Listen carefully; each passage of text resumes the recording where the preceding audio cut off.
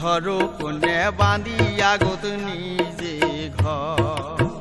ও তোমরা আর কয়টা দিন রোজ ধরো কোনে বাঁধিয়া গোত নিজে ঘর।